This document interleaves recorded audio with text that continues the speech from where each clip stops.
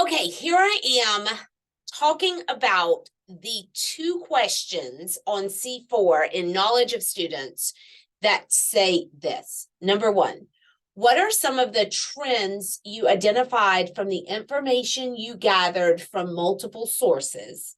And how did you identify or confirm those trends?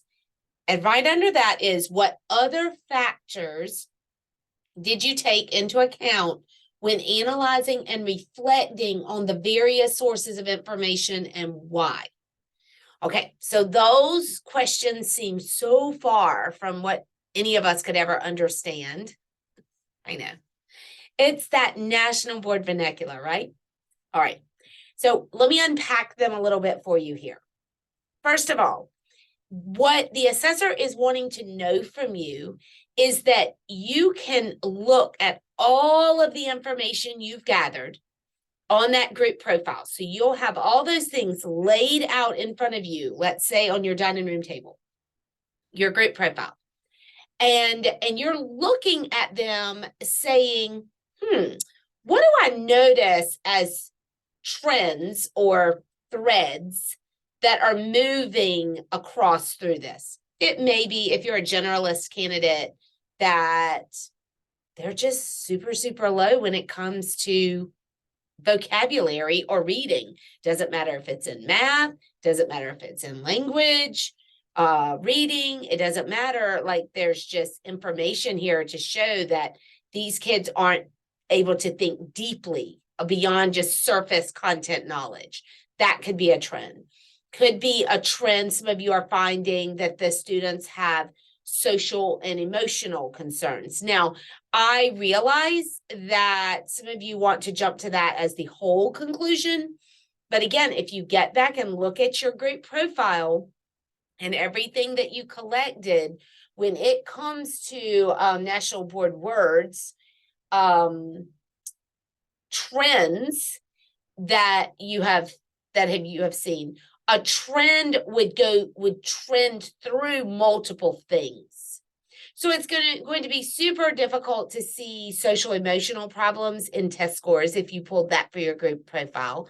It's going to be super hard to pull social emotional in, a lot of ways. But if it's a trend, it truly is trending, coming up as this little light bulb moment everywhere you look on your group profile, then it is a trend. It is something that is just everywhere. You can't deny it. It's in everything. It came from the former teachers. It came from the parents. It came from the students. It came from observations in the classroom.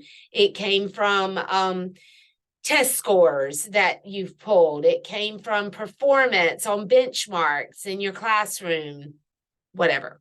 It's trends are like what's trending on TikTok. What's trending in your classroom through that group profile, that group of students? What is trending? And so again, it's you only going back to those sources you used. This isn't you going out in the wild, wild yonder and picking all these other things that aren't in those documents. If you do that, then you're getting off the beaten path, and the assessor is going to not follow you there. They're not following you out in the wild, wild west. They're staying on the path, which is the group profile. So you need to stay on whatever it is you're turning in to find those trends. What other factors did you take into account when analyzing and reflecting on the various sources of information, and why? So what are other factors? Well, other factors might be that the majority of these children, half of these children looped with me. So I already knew them. And I could dig a lot deeper. The information I knew about them was deeper. Could be that, we didn't test during this particular school year because of COVID. So I don't really have any data to know what the trend is or what these kids would do.